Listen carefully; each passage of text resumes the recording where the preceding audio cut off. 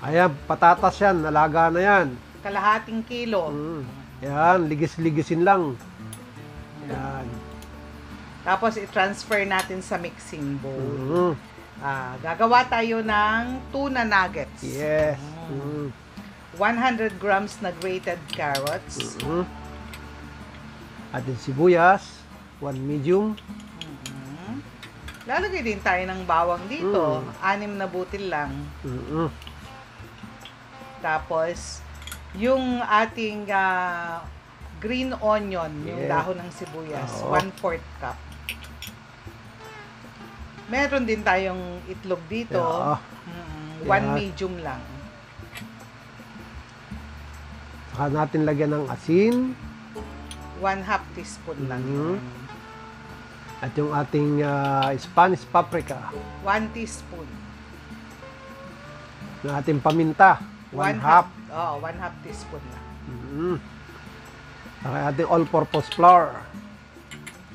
Yung ating cornstarch, 3 tablespoon din. Parehas silang 3 tablespoon. And then yung ating grated cheese, 150 grams. Medyo marami to para masarap.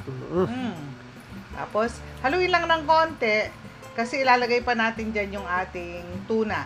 2 can ito ng tuna na tigwa 180 grams ang isa.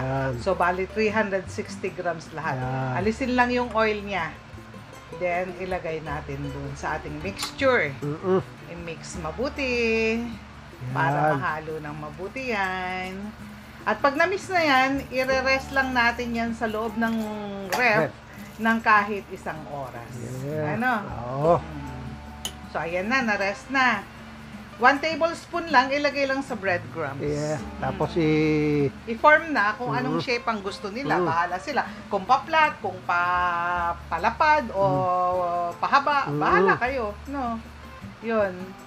So, ayan, nakagawa tayo ng 33 pieces dito.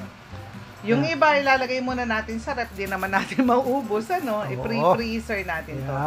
Lagyan lang ng plastic yung mga pagitan para hindi magdikit-dikit. Sa freezer kasi kahit 1 buwan ito, tatagal. Yan. Maganda itong mga pambaon, saka pang merienda pwede rin, pang almusal, kahit pang hapunan pwede na rin yan. Basta make sure lang i-seal yung container. Ayan. So, magprito tayo nung natira, no? Kailangan mainit yung mantika, tapos medyo marami para medyo deep fry siya. No? Ayan. I-fry lang until golden brown. Tapos, so, syempre, wag kalimutang baliktarin para maluto naman yung kabila. So, ayan na. Pag brown na ganyan, ang bango-bang peps. Scoop it out. Ayan. So, ayan na. Tapos na. Yan, tikman ko na nga. Yan, ang ganda mga peps. Wow! Crispy at yummy.